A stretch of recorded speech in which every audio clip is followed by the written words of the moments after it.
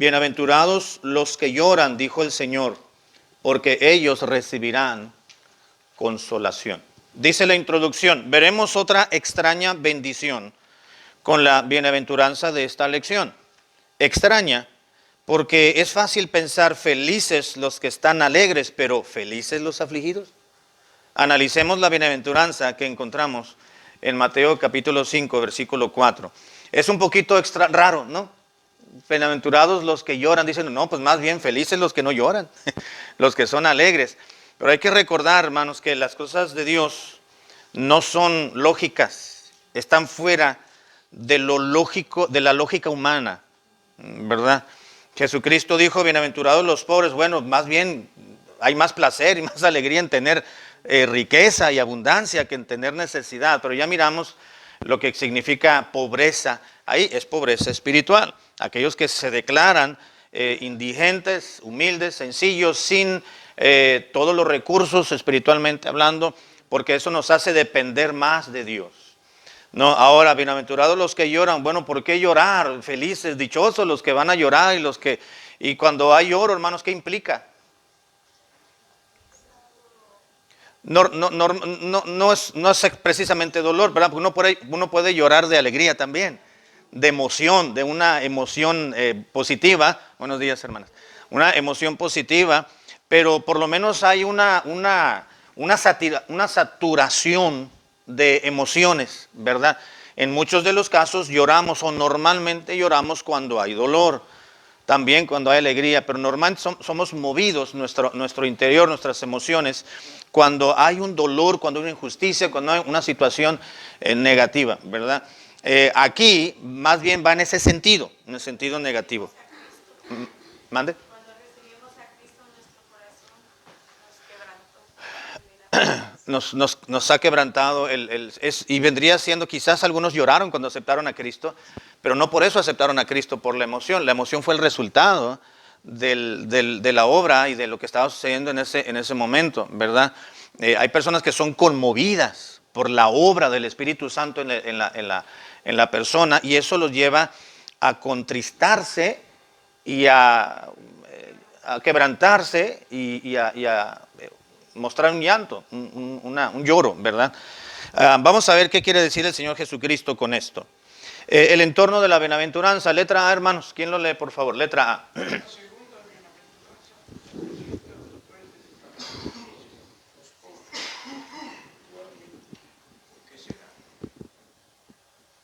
Hay una pregunta ahí, hermanos, ahí vienen unas visitas de este lado, estar al tanto.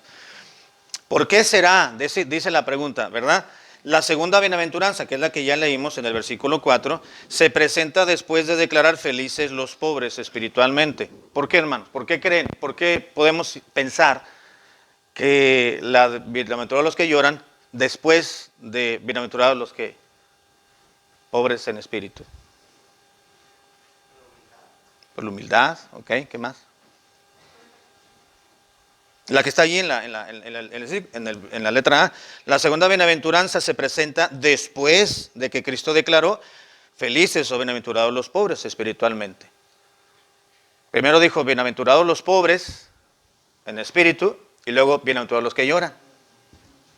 La pregunta es ¿por qué será? ¿Por qué ese fue el orden que Cristo quiso? yo creo que lloran porque... Sí. Porque cuando uno llora se te va las cargas se van y te sientes nueva, renovada, así como yo lo recibo. Ok, muy bien. Ok, hermana, no me diga, a ver, usted es Ramona, ¿verdad? Hermana Ramona. Yo creo porque lloramos y somos felices porque sabemos que aquí la verdad nos va a llevar y allá no vamos a ver más dolor ni lágrimas ni llanto. Ok, usted ya se me está yendo a la conclusión de la lección, pero muy bien, hermana, muy bien. ¿Qué más, hermanos? ¿No creen que los humildes en espíritu van a llorar? Aquellos que se declaran, Señor, yo no soy nada, no tengo nada, ¿con qué te voy a ofrecer? Aquellos que espiritualmente llegan ante el Señor y dicen, Padre, pues mis méritos, mi justicia, si acaso las tengo, no sirven para nada, para acercarme a ti, para ofrecerte el servicio, mucho menos para obtener la redención. No, llega el pobre en espíritu, lo que ya miramos que significa esa frase, llegar ante el Señor, y obviamente uno que se declara indigente ante Dios va a llorar. ¿Por qué? Por la indignidad, la conciencia de que, Señor, tú eres todo, yo no soy nadie. Y a pesar de que yo no soy nadie, tú me has dado lo que me has dado. Me has dado un nombre, una familia, una posición, una herencia eterna en los cielos, unos hermanos, una familia, un Padre celestial. ¿No? Entonces tendrá que llorar. El humilde de corazón, el humilde espiritualmente, va a llorar, se va a afligir. Vamos a ver lo que quiere decir llorar aquí para poder entender más la idea. Lo que dijeron está bien, es parte de. ¿Ok? Letra B, hermanos. Después de por qué será, letra B. Recordemos que las bienaventuranzas exponen al ciudadano ideal del reino de Cristo. Las cualidades descritas y aprobadas son las contrarias a las que él no. Exactamente, gracias hermana. Recordemos también, para poder entender dicha bienaventuranza, que el sermón del monte y que comienza o comenzó con las bienaventuranzas, las 7 u 8 bienaventuranzas que encontramos en estos versículos, son, como dice aquí, están exponiendo al ciudadano ideal, pero del reino de Cristo. Hay algo muy importante, hermanos, que nos mueve a los cristianos, a los hijos de Dios, y es que pertenecemos a un reino que no es de este mundo. ¿Qué dijo el Señor Jesucristo? Mi reino no es de este mundo, por eso la gente me desprecia y por eso los van a menospreciar a ustedes. Ahora, nosotros nacimos aquí, hermanos, amén, en este mundo, no somos extraterrestres, somos terrícolas, somos terrestres, ¿no? Utilizando el término con el sentido correcto de la palabra. Tenemos una ciudadanía, algunos tienen doble ciudadanía, terrenalmente hablando, pero realmente, hermanos, lo que importa es que somos ciudadanos del cielo. Y nuestra vida está regida por los principios y por las regulaciones que Dios ha establecido en su palabra. Y para empezar, tenemos el Sermón del Monte, el más grande discurso y predicación del Señor Jesucristo en todo su ministerio, que duró 3 años y medio aproximadamente, y está exponiendo las cualidades del ciudadano que pertenece al reino de Cristo. Dice, es el ciudadano ideal del reino de Cristo. Las cualidades descritas y aprobadas son las contrarias a las que el mundo aprecia. El mundo aprecia ¿a qué tipo de personas? ¿A las pobres o a las que tienen abundancia, o los que tienen más recursos? A los que tienen más. Tanto tienes, es la mentalidad del ser humano en general, estamos hablando, ¿verdad? La mentalidad caída, no regenerada del hombre natural, dice, tanto tienes, tanto vales. Tienes mucho, vales mucho. No tienes nada, no, para mí no tienes ningún valor o muy poco valor. ¿No? Entonces el Señor está expresando, hermanos, y describiendo cuáles son esas características de los ciudadanos que pertenecen a su propio reino. Habla de humildad, habla de aflicción, habla de lloro. Ahora, no está hablando de una desgracia total y absoluta, está hablando de condición interna del corazón. Porque Dios se enfoca más en el corazón. Es cierto que con la apariencia, pero la apariencia es el reflejo de lo interior. Si el corazón está bien con Dios, lo externo estará acorde a la voluntad de Dios. Pero vamos a ver eso en otra ocasión. Letra C, hermanos, por favor. Así que dichas declaraciones de felicidad son cualidades de los seguidores de Cristo y condiciones para la verdadera felicidad que proviene de parte de Dios. Exactamente, las dichas o las bienaventuranzas que encontramos en este pasaje, el capítulo 5, de felicidad son cualidades. Aquí está la clave, cualidades de los seguidores de Cristo y condiciones para la verdadera felicidad. Son cualidades, pero también son condiciones. ¿Qué es una condición, hermano? ¿Mande? Las condiciones que si es esto como debe de ser, vas a tener este resultado. Vas a recibir este resultado. Si no lo haces, pues vas a tener el otro resultado, que es oye, Exactamente, para bien o para mal, siempre va a haber un resultado, ¿verdad? Lo haces, vas a tener consecuencias positivas. Si no lo haces, vas a tener consecuencias negativas. Ahora, negativo y positivo es subjetivo, ¿verdad? ¿Por qué? Porque si Dios dice, no matarás, bueno, tienes que dejar de hacer eso, ¿no? Es una condición positiva si tú no lo haces, ¿no? Entonces, pero siempre hay un resultado, es una condicionante, es un requisito, vamos a decirlo, ¿verdad? Que va a dominar una consecuencia o un resultado de dicha acción. Las dichas, así que dichas declaraciones de felicidad o las bienaventuranzas son cualidades de los seguidores de Cristo y condiciones para la verdadera felicidad que proviene de parte de Dios. Todo, hermano, va bajo condición, ¿no es cierto? Todo en esta vida está condicionado, todo. No, me acuerdo cuando nació Barak en el hospital, me dijeron, no se puede llevar al niño si no paga. Pero tuve que pagar. Todo está condicionado. No puedes enterrar a tu difunto, ¿verdad? Si no me pagas, dice la casa funeraria primero. O te lo aviento a la fosa común, ¿no? Y aún así todavía hay un valor, hay un precio, ¿verdad? Todo está condicionado. De manera tal, hermanos, que la felicidad que Dios da, dice, está bien, yo te voy a dar, yo te voy a hacer feliz, pero tú tienes que hacer esto. No te va a costar nada, o quizás te cueste mucho, si no estás acostumbrado. Pero yo te aseguro que el esfuerzo que tú pongas y el empeño en el oficio que tienes que desarrollar allí en la tierra va a redundar en tu felicidad en este mundo, en esta vida y en la venidera, dice Dios. ¿Qué mejor, hermano? ¿Qué mejor? No es cierto. Mire, yo pienso como le dijo, ¿se acuerdan lo que le dijo el siervo a Naamán, aquel capitán del ejército sirio que estaba lleno de lepra? ¿Qué le dijo? ¿Qué le dijo a su amo? Cuando ni siquiera Eliseo se dignó de salir y decirle, yo soy Eliseo, el siervo de Jehová, voy a orar por ti. Le mandó a su siervo Agías y dijo, vete y zambóllete 7 veces en el río Jordán, y San se acabó, todo listo. ¿Qué le dijo el siervo a su señor?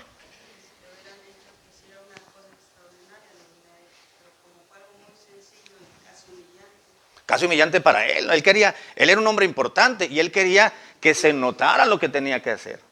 Quizás quería que cayera fuego del cielo y cayera un rayo encima de él y se detuviera y eso le limpiara, no lo sé. Y le dijo justamente, Señor, este hombre hubieras venido y te hubiera dicho que hagas lo mínimo, ¿no lo hubieras hecho? ¿No es cierto, hermano, que cuando tenemos una enfermedad que está muy avanzada, cualquier opinión de cualquier persona vale? ¿Verdad que sí? Vete a tal lugar y hay un arbolito, raspa la corteza y esa te la tomas, te haces y eso te va a quitar esa enfermedad. Y la gente va. Porque por la desesperación o por la esperanza de que se tenga la salud propia o la del ser querido.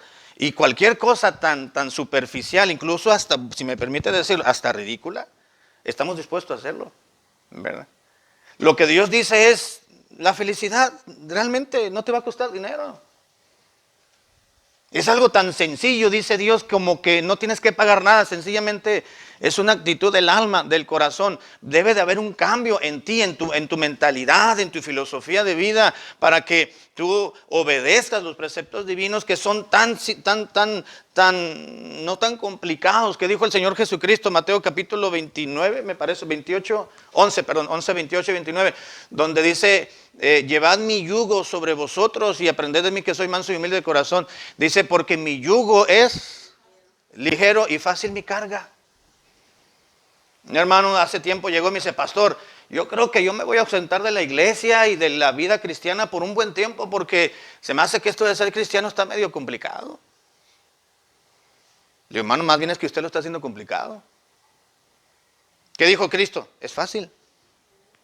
Va a haber luchas, va a haber pruebas, va a haber batalla. La Biblia dice que estamos en una batalla, en una lucha, pero no es contra las personas.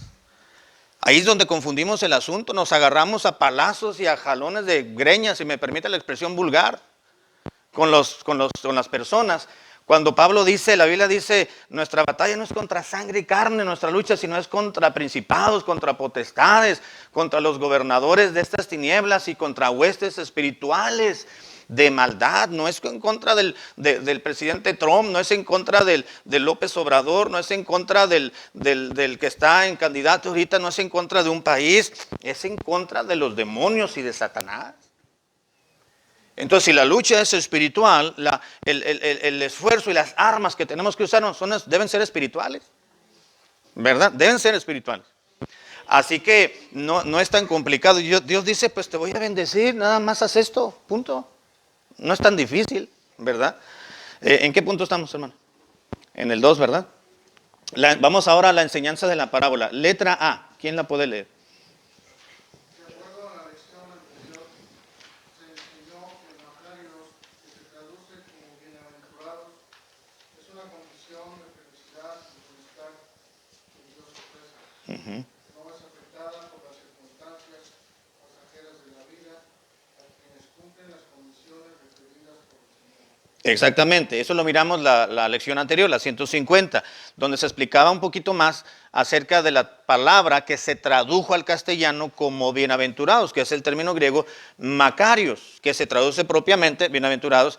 Y Macarios, hermanos, la idea de este término que Cristo utilizó es una condición o un estado, más bien, de felicidad y bienestar que Dios da, que ese estado de felicidad, de bendición y bienestar no es fácilmente afectado, como decía la hermana Rosa Rivera, por las circunstancias que vienen a nuestra vida, que propiamente son pasajeras y triviales.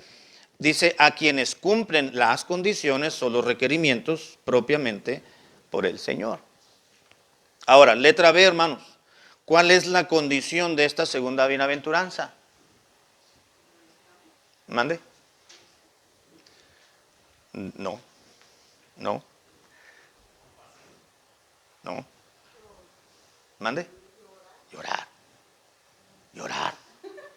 Ya está exenta, hermano, usted puede regresar la siguiente semana. Sí, la segunda bienaventuranza, ¿cuál es? Bienaventurados los que lloran. Y los que lloran van a ser consolados. ¿Por qué van a ser felices? Bienaventurados los que lloran, porque Dios los va a consolar.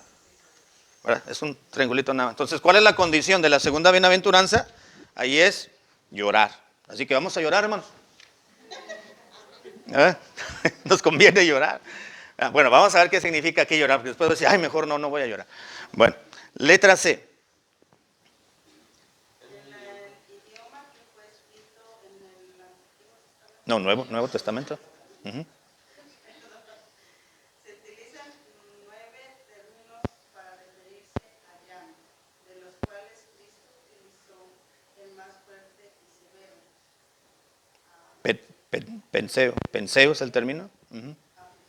Y se ha traducido como afligirse, o significa literalmente afligirse. Ahora, estaba leyendo un comentario, algunos comentarios para poder preparar la lección, y uno de ellos decía que en el Nuevo Testamento, es decir, en el griego, koiné, que fue escrito el Nuevo Testamento, hay por lo menos 9 vocablos que se traducen como llanto o lloro en el Nuevo Testamento. Pero el que Cristo utilizó, penseo, es la palabra más fuerte, más intensa, porque es el término que se tradujo como lloro, todos los que lloran. Y dice el escritor, porque es un término el más fuerte, porque está describiendo la aflicción, el dolor o el llanto que proviene básicamente de una pérdida de un ser querido. Dice el inciso 1, se utiliza, bueno, la letra C, la letra D, perdón, representa el dolor, la palabra penseo, representa el dolor más profundo y la pena más sincera. Usualmente, la palabra penseo, usualmente se utilizaba para hablar del sufrimiento de la muerte de un ser amado. Por ejemplo, inciso 1, esta palabra penseo se utiliza en la Septuaginta. ¿Qué es la Septuaginta, hermanos? ¿Se acuerdan? ¿Qué es la Septuaginta? A ver. ¿Cómo dice? Sí, ahí dice, ¿verdad? Es la versión griega del Antiguo Testamento. ¿Por qué versión griega del Antiguo Testamento? Porque el Antiguo Testamento fue escrito en hebreo. Entonces se tradujo al griego, que era pues fue una de las herencias del imperio griego, ¿no? Cuando este desapareció, la cultura griega o helenista, entonces dejó también su lengua, su lenguaje en aquel entonces, y en los tiempos de Jesucristo pues hablaba mucho el griego, de manera tal que los judíos tradujeron la versión del Antiguo Testamento, que estaba en hebreo originalmente, la tradujeron al griego. Esa es la versión, esa es la Septuaginta.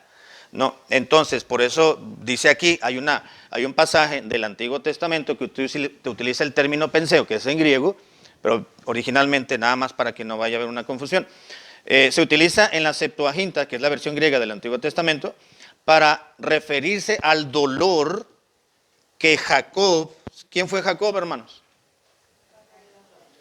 Mande.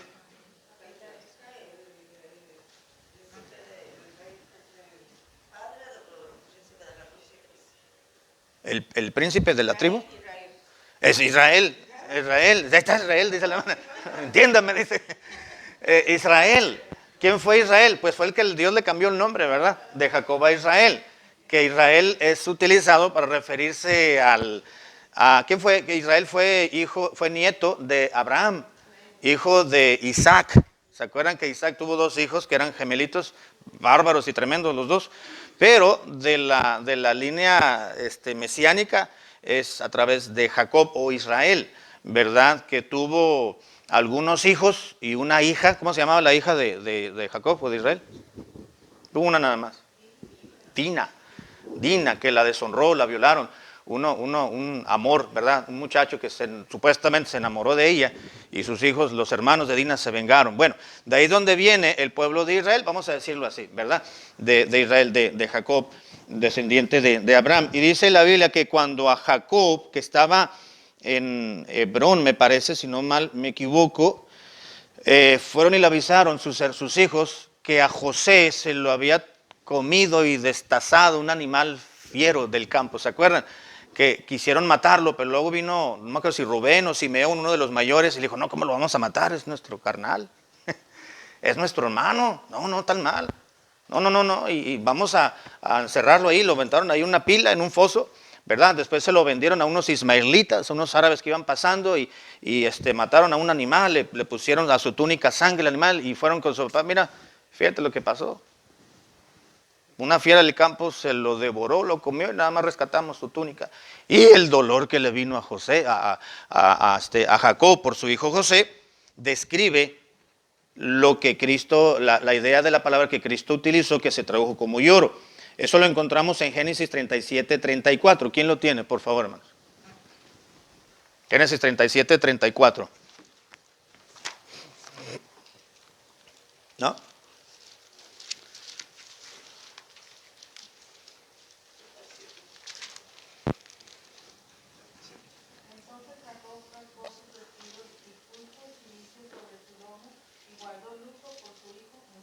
Exactamente, Jacob dice, rasgó sus vestidos, gracias, y puso cilicio sobre sus lomos, que era una costumbre oriental en aquel entonces cuando había mucho dolor, y guardó luto por su hijo muchos días. Ahí está hablando de esa misma palabra. Y número 2, salud. Se usa también el término penseo, que se tradujo como lloro en la bienaventuranza, se utiliza para referirse al duelo de los discípulos de Jesús antes de saber ellos que Cristo había resucitado. Marcos 16:10, por mencionar nada más 2 ilustraciones, ¿verdad? De esta palabra. Marcos 16:10.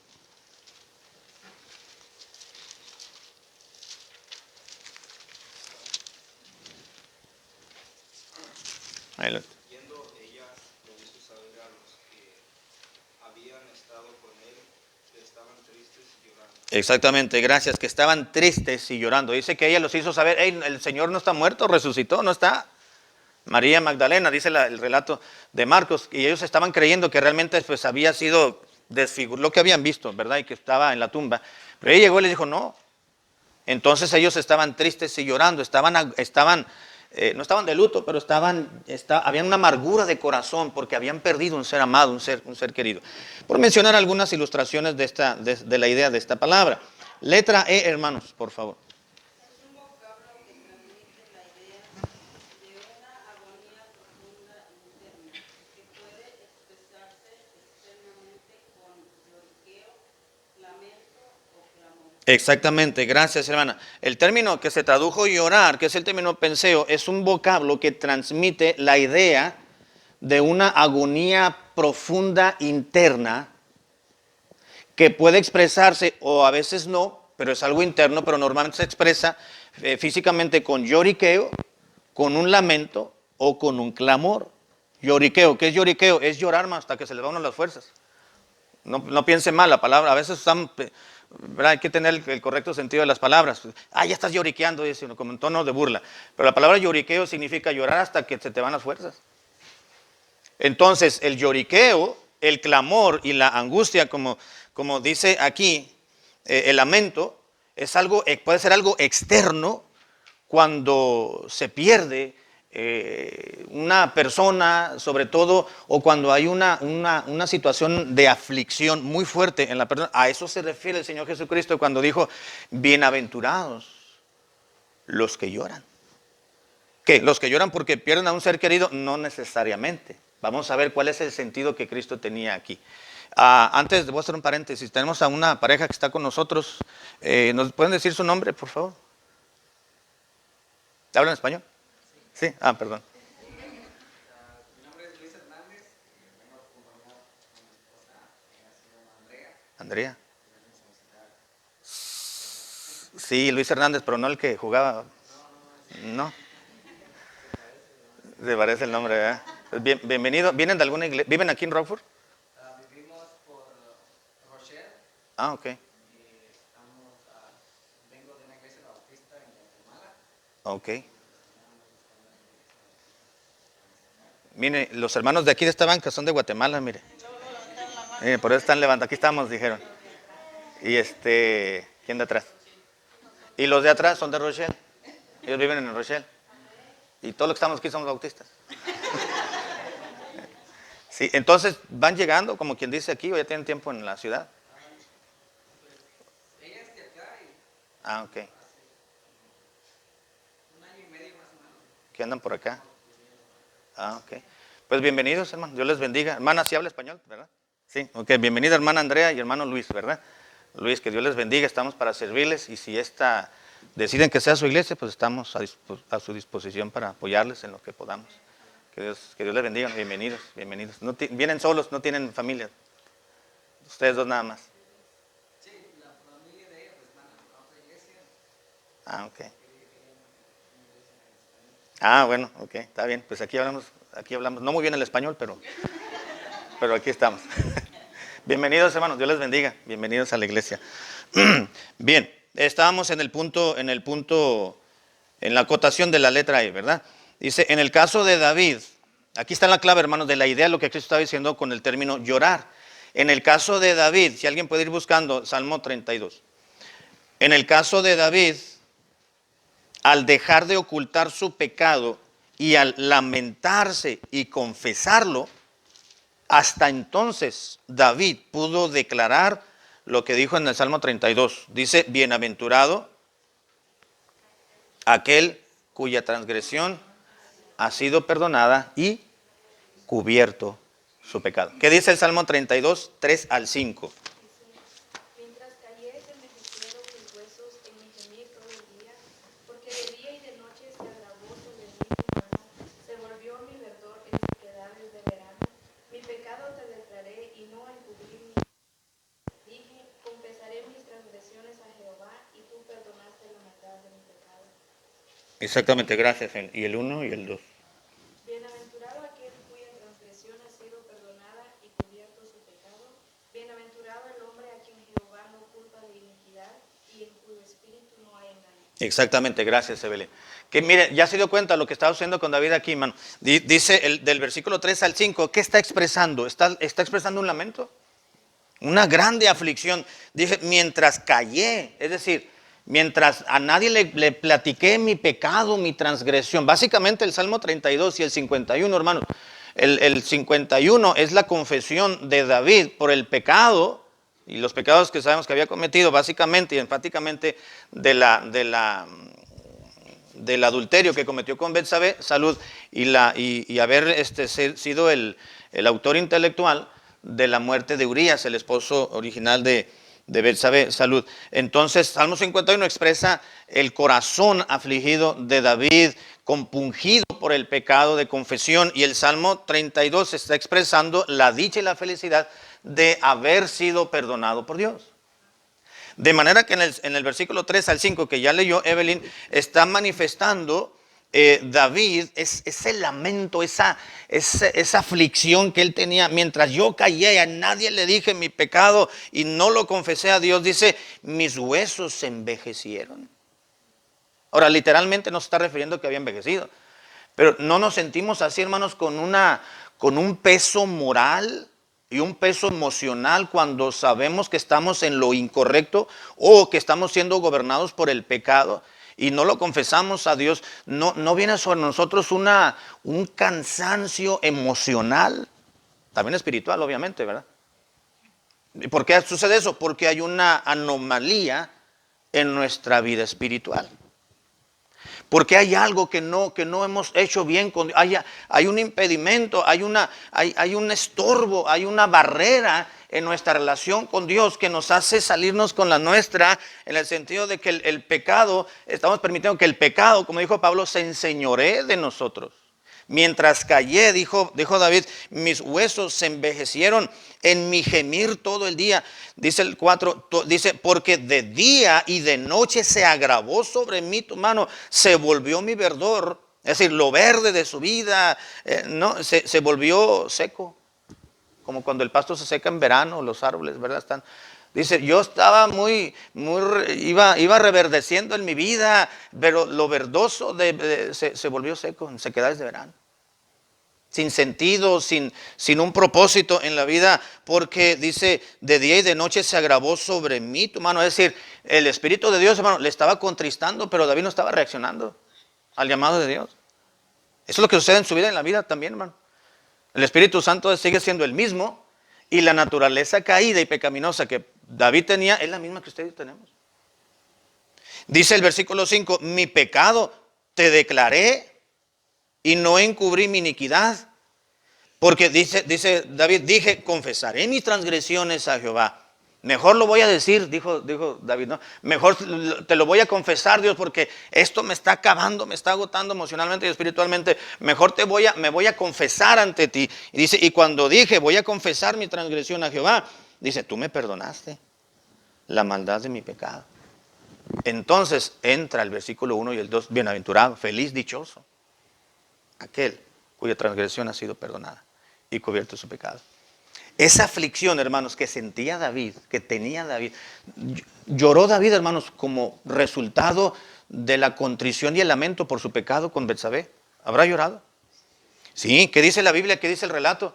En Reyes o en Crónicas, no recuerdo, creo que es en Reyes, ¿se acuerdan?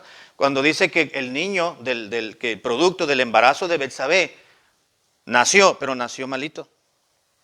Y estaba ya agonizando el niño, y acuérdense que en aquel entonces la medicina no había avanzado como hasta hoy, ¿verdad? No tenían los mismos recursos, ni las mismas facilidades, ni el mismo conocimiento, todavía estaban en una transición experimental, la ciencia, voy a decirlo, ¿verdad? La medicina básicamente, entonces no podían hacer nada o mucho por el niño, ni poco.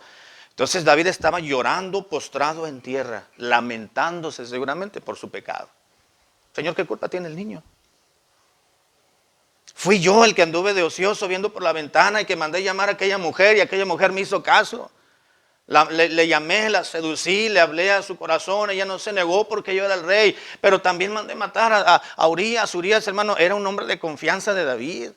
Era uno de los 70 valientes de David que estaban dispuestos a dar su vida. De hecho, ¿se acuerdan cuando David lo mandó traer? Voy a mandar traer a Urías para que se vaya con su esposa y crean que el embarazo que de ella es de Urías. Pero Urías no se fue a su casa cuando le habló el rey. Y ahí se quedó. Mañana le mandaron decir, ¿por qué no te fuiste?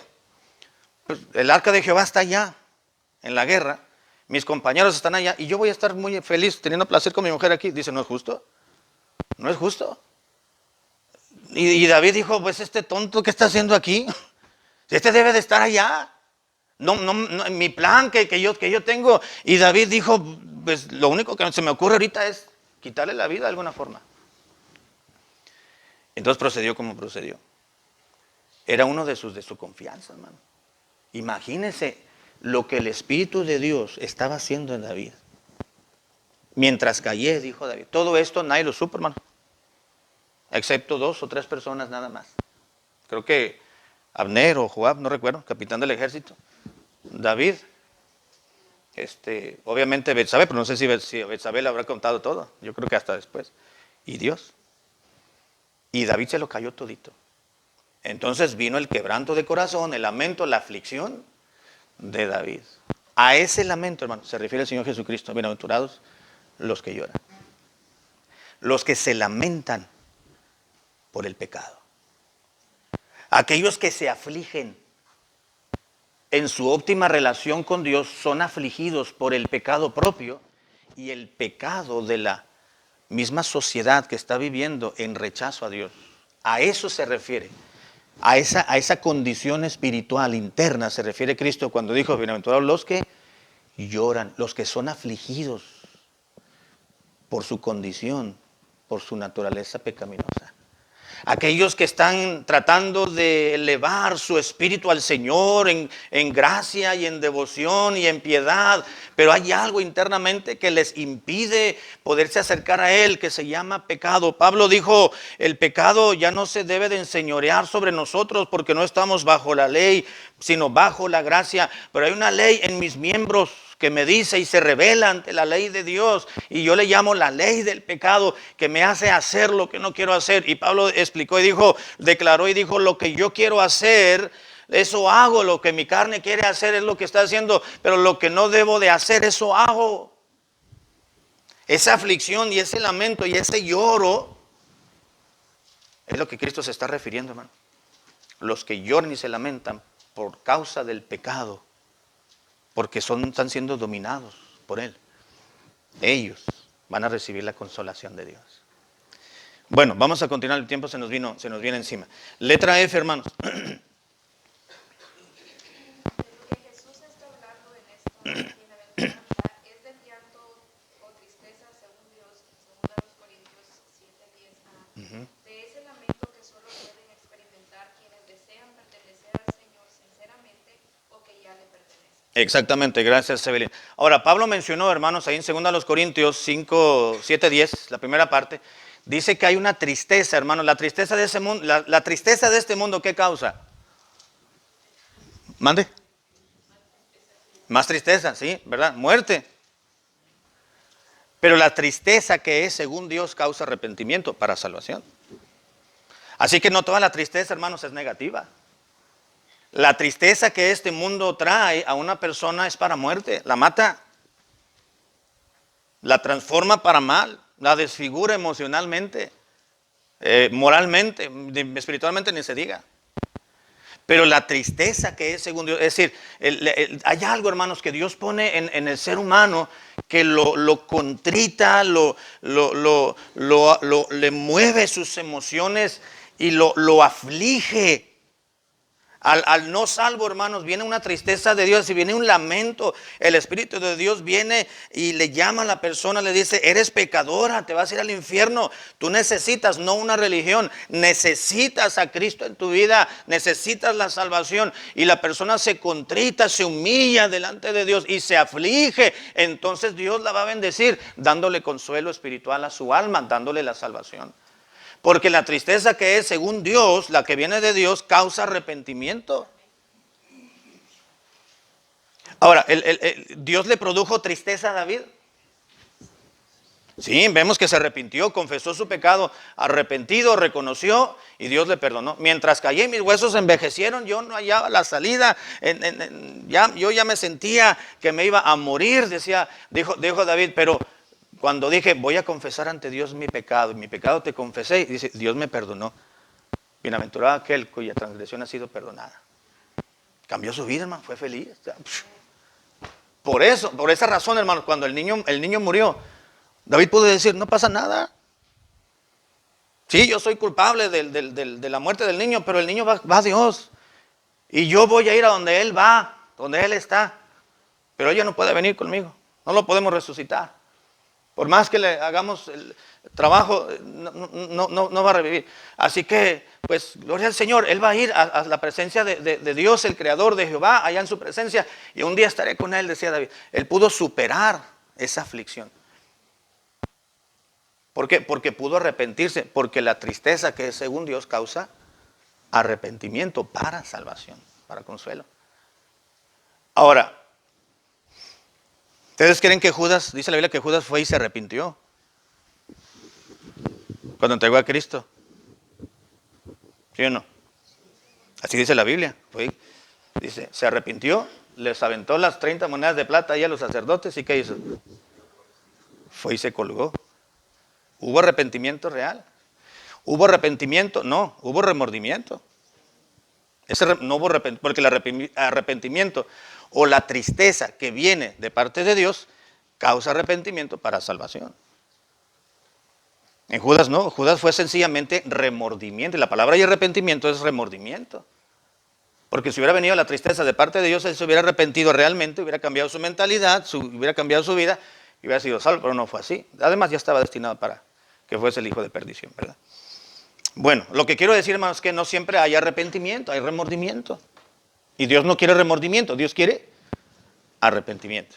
Ok, de lo que Jesús está hablando en esta bienaventuranza es del llanto o la tristeza o la aflicción, según Dios. De ese lamento que solo pueden experimentar quienes desean pertenecer al Señor sinceramente o de los que ya le pertenecemos. Le traje, hermanos.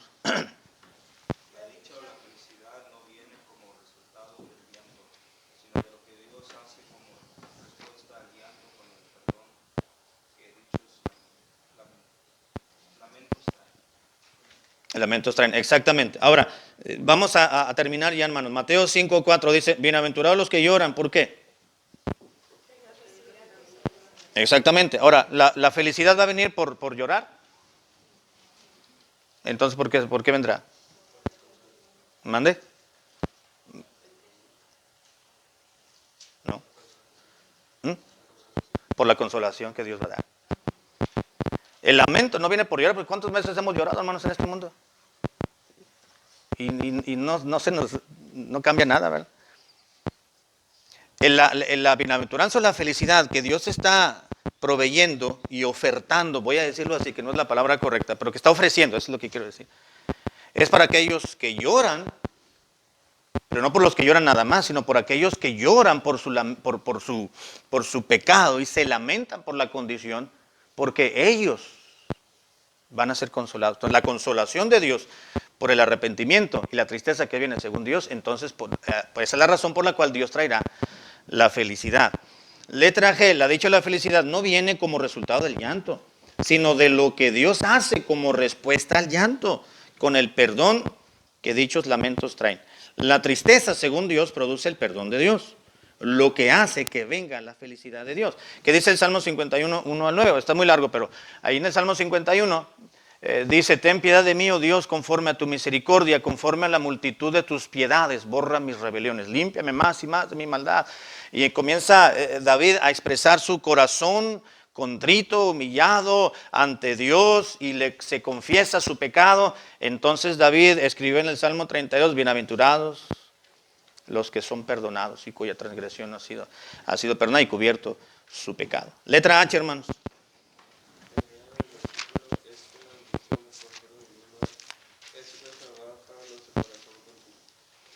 La idea, gracias, Barak. La idea del versículo es que la bendición o la dicha del consuelo divino está reservada solamente para aquellos que tienen un corazón contrito. David lo expresó en el Salmo 51, 17. Pues tú, sí. Salmo 51, 17. Los sacrificios de Dios son el espíritu quebrantado, al corazón contrito y humillado no despreciarás tú, oh Dios. Exactamente, gracias. El corazón contrito y humillado no vas a despreciar. Letra I, hermanos. El tiempo futuro del verbo recibirán puede referirse a cuando estemos frente a nuestro Señor. Exactamente, Apocalipsis 21:4. ¿Qué dice la bienaventuranza, hermano? Mateo 5:4. Bienaventurados los que lloran. ¿Por qué? Porque ellos, ¿qué? Recibirán. ¿En qué tiempo está ese verbo? Recibir. ¿Mande? En futuro, recibirán. Recibieron, pasado. Recibimos, presente. Por ponerlo más fácil, ¿no? Menos complicado.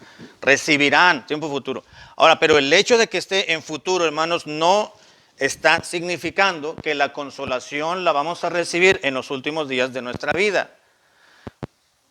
Es cierto que cuando estemos en la presencia de Dios, dice la Biblia en Apocalipsis 21:4, ¿quién lo tiene? Cuando estemos en... Sí. Enjugará Dios toda lágrima de los ojos de ellos, y ya no habrá muerte, ni habrá más llanto, ni clamor, ni dolor, porque las primeras cosas pasaron. Exactamente, dice cuando estemos en su presencia, gracias Miriam, cuando estemos en su presencia, Dios va a enjugar toda lágrima en el corazón de ellos, de sus hijos. No quiere decir la bienaventuranza, hermanos, que la consolación de Dios la vamos a obtener solamente hasta cuando lleguemos a su presencia al final de nuestros días. Claro, eso va a suceder también. Es inclusivo. Esa bienaventuranza es inclusiva, no solamente en el presente, sino también en el futuro. Y más en el futuro, porque dice recibirán. ¿Cuándo van a recibir aquellos la bienaventuranza, la felicidad del consuelo divino? Cuando lloren. No. Recibirán. O sea, es tiempo futuro, es decir, cuando lleguemos a su presencia, hermanos, Dios va a hacernos olvidar, vamos a decirlo de esa manera, cualquier tristeza que dejamos en este mundo. Dios va a enjugar toda lágrima. Quiere decir que Dios va a hacernos no recordar, por lo menos dolorosamente, lo que dejamos atrás. Porque ¿qué cielo sería aquel o qué presencia de Dios sería aquella en la cual estuviéramos frente a la presencia de Dios en el cielo y la vida eterna, pero llore y llore toda la eternidad recordándonos de nuestro pasado? No sería cielo, no sería descanso en la presencia de Dios. Dios va a enjugar, Dios va a consolar nuestras almas cuando estemos cara a cara en Él. Pero también, dice la letra J, también se refiere, ese recibirán, a ese consuelo que Dios dará a aquellos que continuamente son contristados por su propio pecado. Cada vez, hermanos, cada vez que el cristiano cae en una profunda conciencia de pecado, debemos ir a Dios en confesión. Amén. Si confesamos nuestros pecados, Dios nos perdona. David dijo ahí en el Salmo 32, mientras callé, mis huesos envejecieron, pero dije, voy a confesar a Dios mi transgresión. Y cuando se lo dije, Dios perdonó. Y entonces vino la dicha y felicidad a mi vida. Entonces viene el consuelo de Dios. Mientras estemos en pecado o hundidos por el peso del pecado en nuestra vida, hermanos, no hay consuelo. No hay consuelo de Dios. Vamos a estar abatidos. Pablo lo dijo, David lo dijo, y todos los personajes bíblicos, mientras estuvieron en pecado, estuvieron experimentando un peso fuerte que los hundía más en su propia lamento. Y cuando ellos decidieron entender que el pecado producía muerte y que producía separación de Dios, y entendieron que estaban en pecado, se lo comentaron a Dios, se lo confesaron a Dios. Porque Dios trajo tristeza a su vida. Entonces Dios les perdonó. La tristeza que es según Dios. Ahora, cuando el cristiano peca, hermanos, ¿Dios trabaja en nosotros? Sí, dice que el Espíritu Santo nos habla a nuestro espíritu y nos habla y nos dice, ahí estás mal. Nos redarguye, esa es la palabra que estaba buscando. Nos redarguye de pecado el Espíritu de Dios. Es decir, Dios está produciendo en nosotros la tristeza, que Pablo dice, que es según Dios. Dios crea en nosotros y quiere que nos lamentemos por nuestro pecado, cualquiera que sea, hermano. Entonces, cuando la obra del Espíritu de Dios en nosotros, que es producir sencillez, humildad, conciencia de pecado. Entonces Dios trabaja en uno y nos confesamos ante el Señor, dice, ok, te voy a traer consuelo. Y ese consuelo divino, hermanos, es experimentado siempre, como dice aquí, continuamente a aquellos que son contristados por su propio pecado, considerando que Dios ya nos ha dado consolación eterna en su gracia. Ahora, esto también, hermano, esto sería como un extra, vamos a decirlo así. Además de que los hijos de Dios ya tenemos el consuelo de Dios a través de la gracia de Él. Con esto terminamos, 2 Tesalonicenses 2, 16 y 17. Y Él mismo, Jesucristo, Señor nuestro, y Dios nuestro Padre, el cual nos amó y nos dio consolación eterna y buena esperanza por gracia, comporte en vuestros corazones y os confirme en toda buena palabra y obra. Exactamente, gracias, Zuli. Dijo Pablo, hermanos, a la iglesia de Tesalónica, Jesucristo mismo, nuestro Señor, dice, y nuestro Padre, el cual nos amó y nos dio consolación ¿Qué cosa? Eterna y buena esperanza. ¿Por medio de qué o a través de qué? De la gracia. A través de la gracia salvadora. ¿No es cierto, hermanos, que ahora que cuando ya fuimos salvos, hay un consuelo, hay una tranquilidad en nuestro corazón? Si me muero, si se cae el avión donde vamos, ¿verdad? Si se voltea en el barranco el camión donde viajamos, si algo sucede, nos dormimos y ya nos despertamos en la noche por un paro cardíaco, o por la manera en que Dios quiera que nosotros nos muramos, dejemos este tabernáculo terrestre, tenemos el consuelo divino de que vamos a ir a la presencia de Dios. Amén. A veces somos agobiados por pensar, ay, no quiero sufrir cuando muera. Bueno, eso le pertenece a Dios, ¿verdad? Y quizás eso sea no tanto el temor a morir, a la muerte, sino más bien es la inquietud de saber cómo voy a morir. Ay, Señor, mejor déjame yo, en verdad, que se ha dormido. Y como algunos quieren que Dios se los lleve cuando estén dormidos, no duermen. Pues viene un insomnio tremendo. Pero realmente hay un consuelo, porque Dios nos ha consolado, dice la Escritura, Dios nos dio consolación eterna y buena esperanza por gracia. Y eso es lo que conforta nuestros corazones. Dice Pablo, conforte nuestros corazones y confirme en toda buena palabra y buena obra. Algún día, hermano, no es cierto, hermano, que nos consolamos con decir, bueno, un día vamos a estar en la presencia de Dios. Esta enfermedad se va a acabar. Estos malos vecinos se van a acabar. Este mundo cruel se va a acabar. Esta sociedad tan inmunda, sucia y pervertida en la cual estamos viviendo y peligrosa, un día va a quedar atrás. Vamos a estar con el Señor para siempre ya. Pablo decía, yo ya quiero estar con Cristo, lo cual es muchísimo mejor. Pero por causa de la obra del Señor, yo ya no sé lo que es mejor, si estar con Cristo, que es muchísimo mejor. Pero si Dios no me quiere llevar, pues es porque Dios quiere que yo siga trabajando aquí en el ministerio, dijo Pablo. Pero el día que Dios decida, yo me voy con gusto a su presencia, pero si por mí fuera, yo ya estuviera allá, decía Pablo. Yo ya me quiero ir con el Señor. Porque él sabía que estar con Cristo era muchísimo mejor por el consuelo que tenemos los hijos de Dios. Terminamos, hermanos. ¿Quién lee la conclusión? ¿No le parece pertinente dejar de Preocuparse. por situaciones superficiales de la vida cuando deberíamos más bien lamentarnos y llorar por nuestro propio pecado?